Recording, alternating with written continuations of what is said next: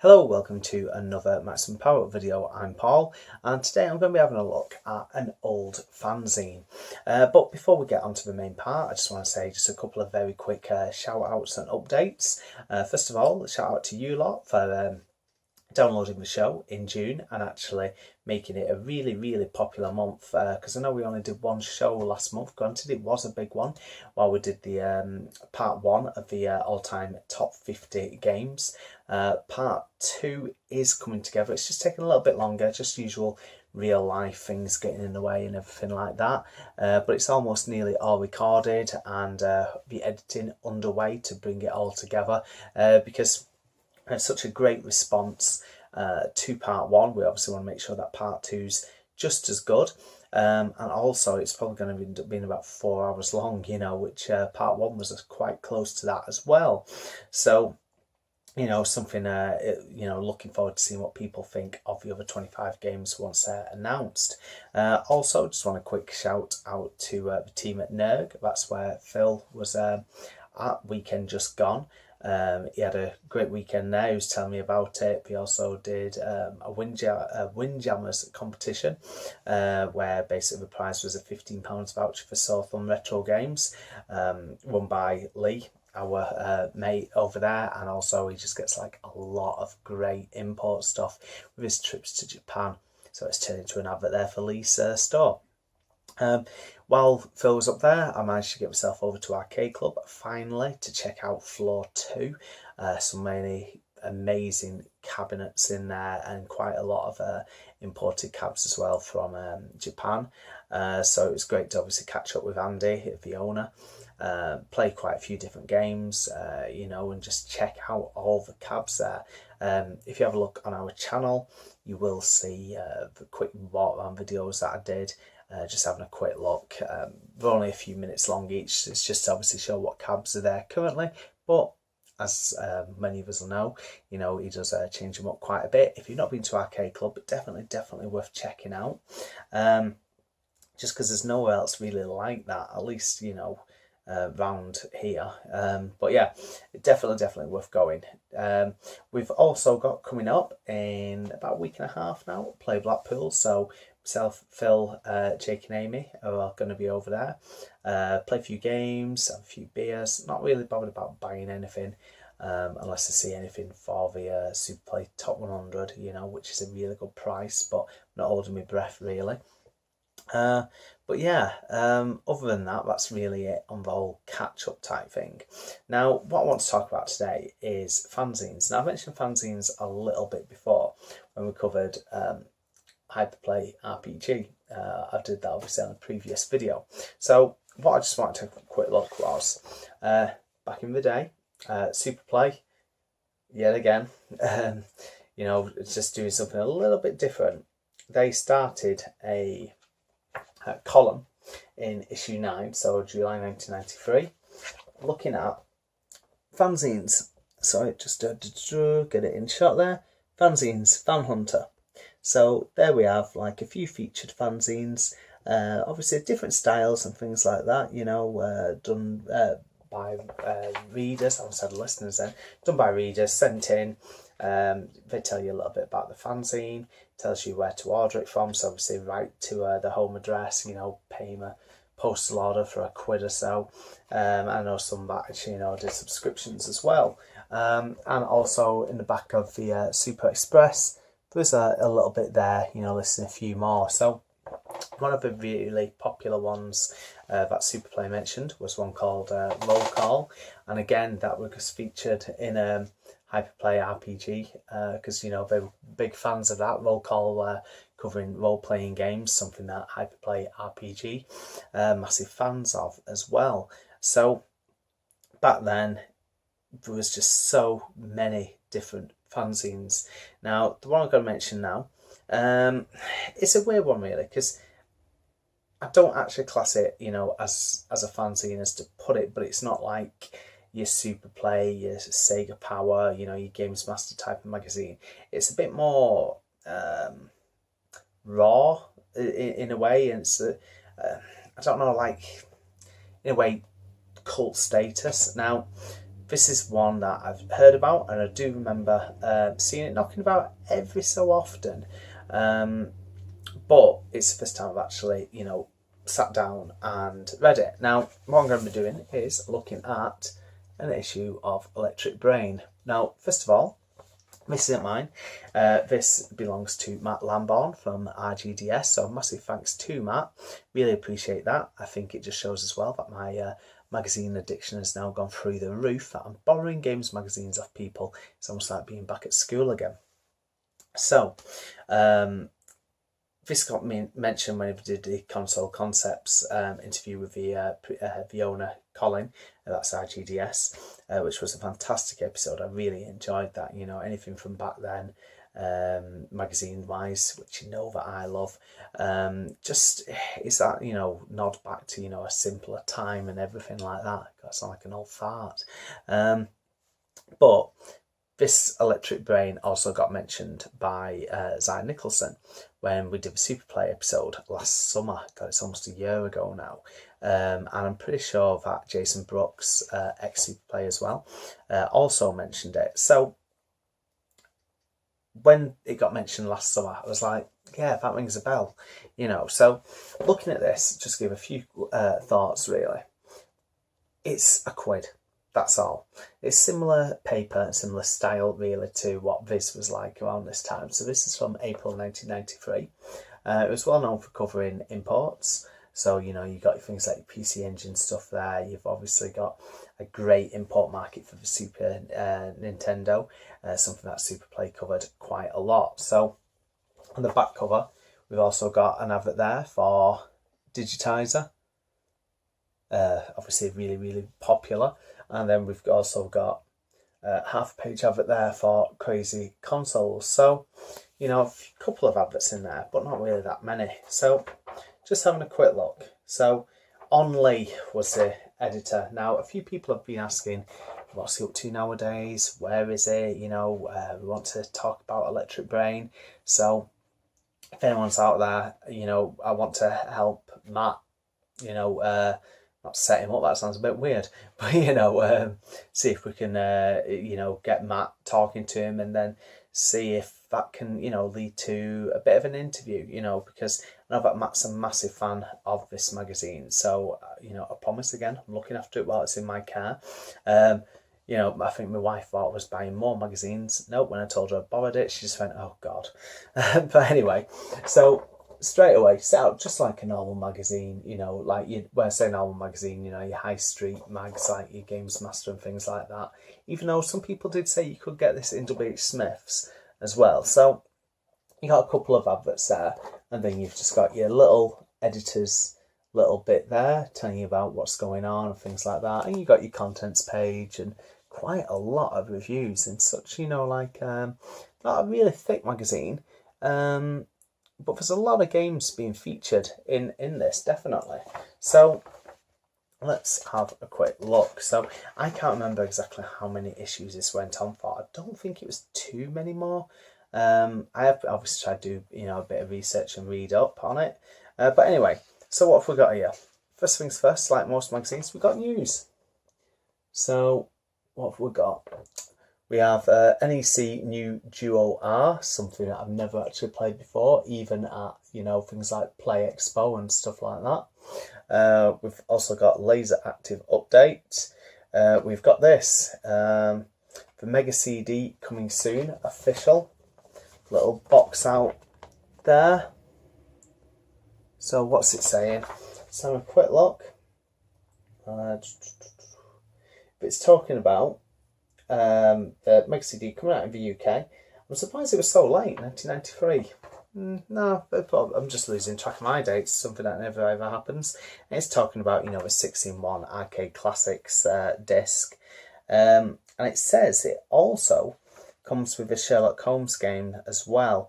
I remember my friend having one, but I don't remember him getting Sherlock Holmes with it.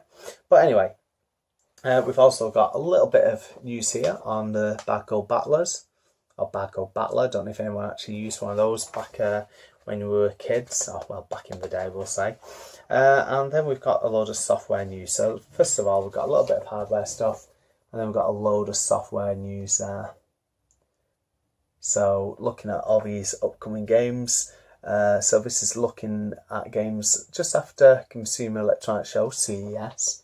So we've got things like Capcom with their releases, and then we've got Data East, Electronic Arts, High Tech, LucasArts, Namco, Nintendo and Ocean. So, you know, like all these well-known companies back then. And also down here we've got Aero the Acrobat by Sunsoft, I think it was. Yeah, Sunsoft. So moving along, we've got some Mega Drive news. So we're keeping it obviously split up. So with the Mega Drive, obviously it was really, really popular, the Mega Drive. You know, the whole big thing, Sega does what Nintendo don't. And then there's a half-page advert there for subscriptions. So what's that? Subscribe and get 12 issues at the price of 10. So not bad at all. Tenner for a year's worth. That's not bad at all. Let's have a quick look. We've got a little bit of news up here on Final Fight on the Mega CD, which is an absolutely fantastic version of it. Still is now, you know, all these years on. I know, fair enough, we are spoiled with things like the Capcom Classics collections and stuff like that, but you think that it still holds up nowadays. I mean, back then it was absolutely fantastic. It was like one of the main reasons to own a Mega CD. So let's have a look. So around this time, we've got the CD consoles moving into the market, hence the Mega CD talk just a couple of minutes ago. So now we've got the Philips CDI. Now, this is something that I've never really been bothered about. I remember seeing it, you know, in all the games magazines back then. Showing you the specs of a CDI, reviewing a few little games. Nice quick reviews there, really, just a few short paragraphs, you know, on something like this, but I suppose it is covering all aspects of the CDI there.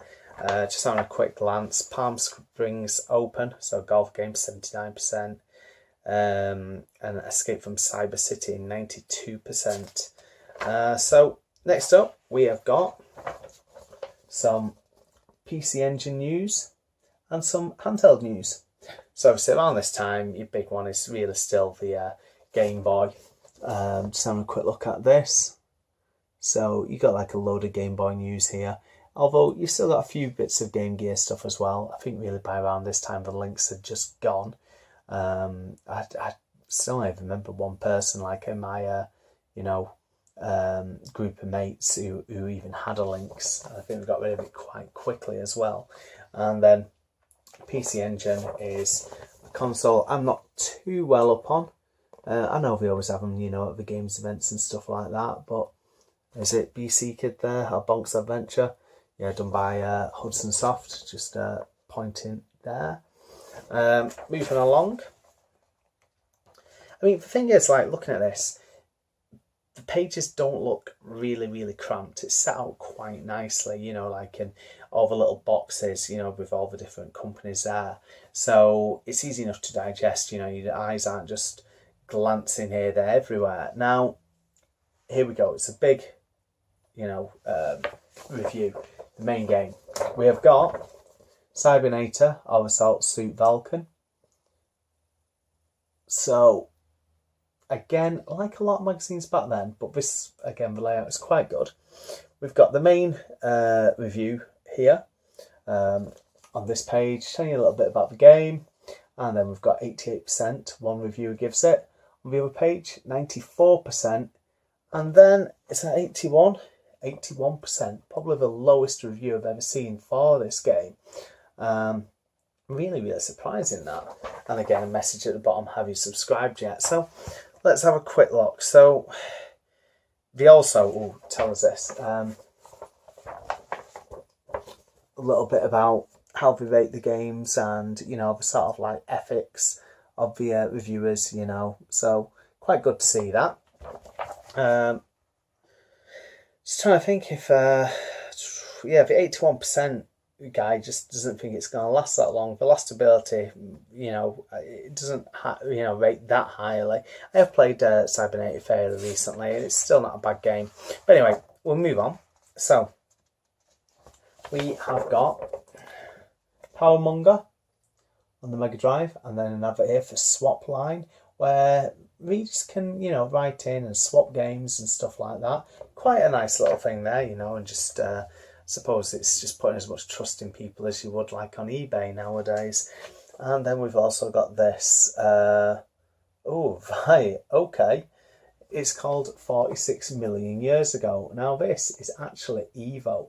Now Evo is a game that now costs an absolute fortune to get this box. Now I've mentioned on this on a video on the show before that I used to have Evo, and my god, it looked crap. It just looked so boring. I got rid of it ages ago.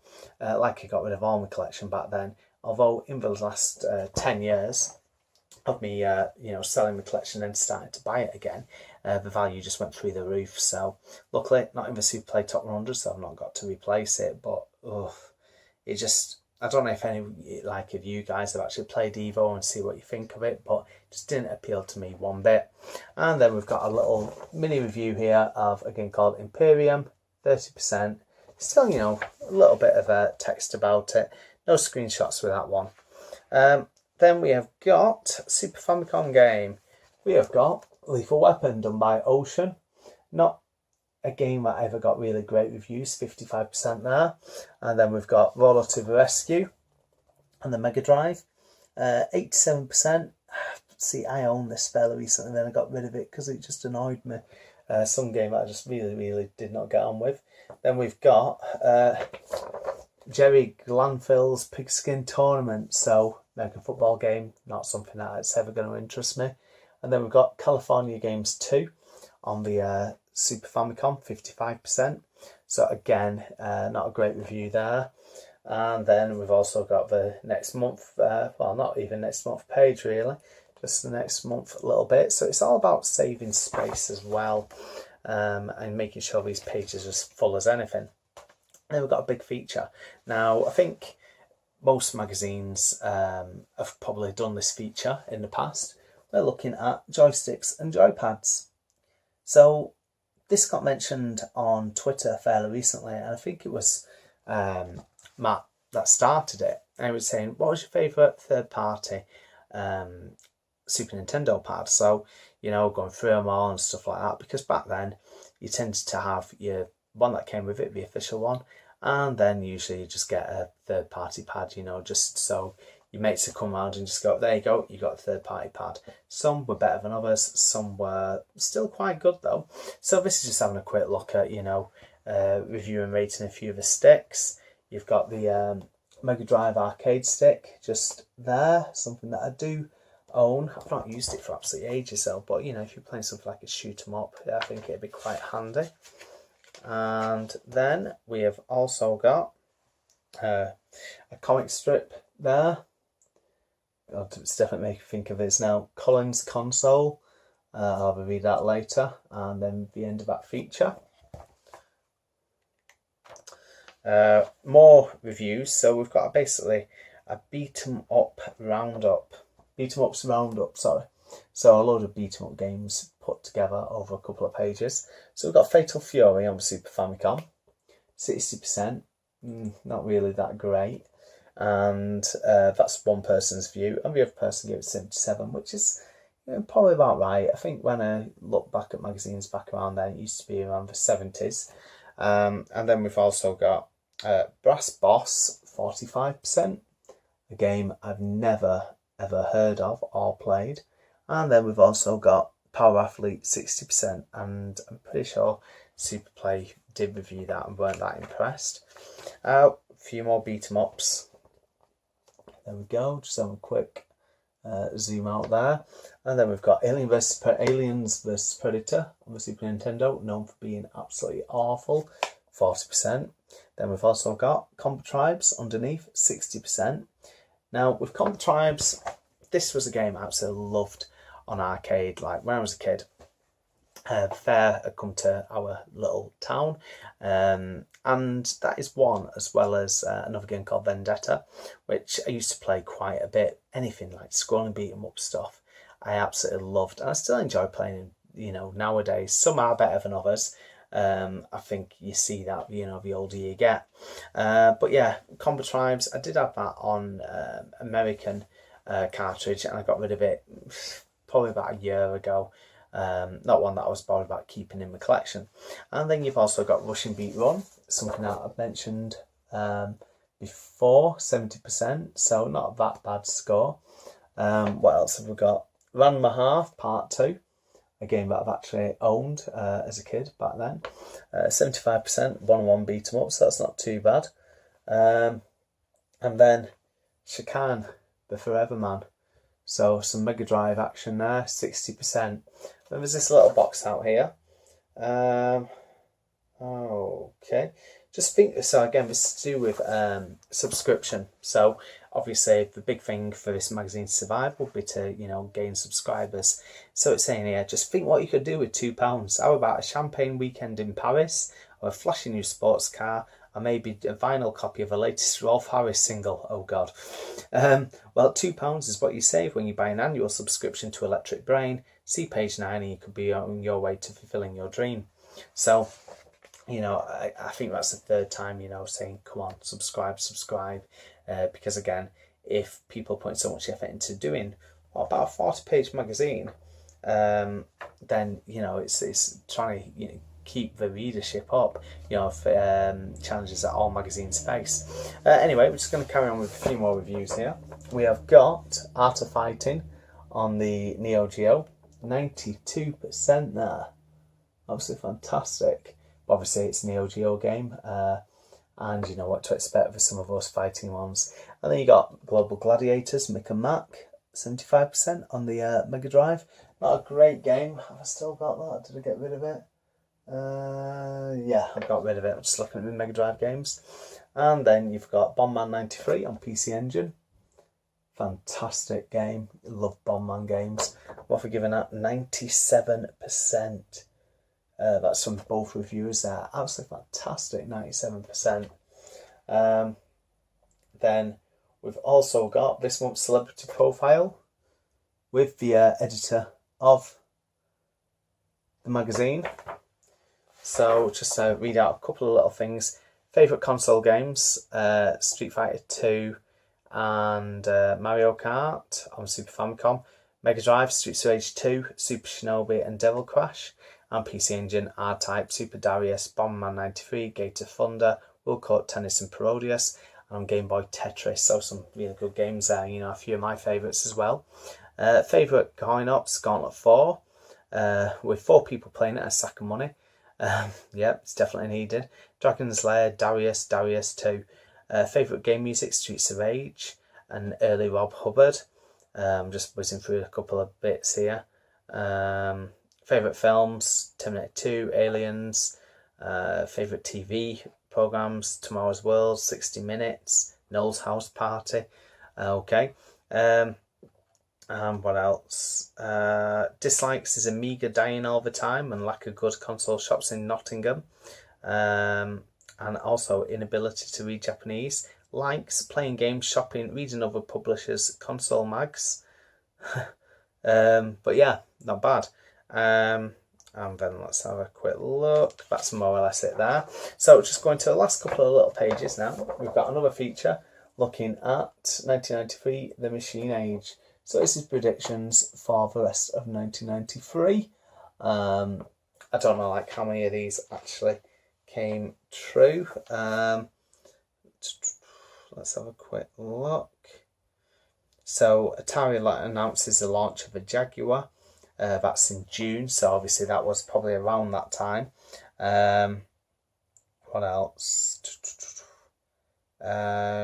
Yeah, there's all sorts there. I'm not going to go through it all because I've been reading out 2 full pages of text there. So again, even more reviews. Bearing in mind now, it's probably been about 15 games reviewed in a 40-page magazine, so it really is shoving everything in. And then we've also got Super Boxel. 10%, awful. So that really is a very, very bad game. And then what else have we got? The King of Rally, 35%, so a couple of stinkers on that page. And then we've got Jackie Crush on Super Famicom, 80% and 83% on the other. And then we've just got, a bit of a topical thing here. Little comic strip there. It's just making reference to well, the reports of epileptic seizures back then. Around this time, you know, it was a big deal on things like the news.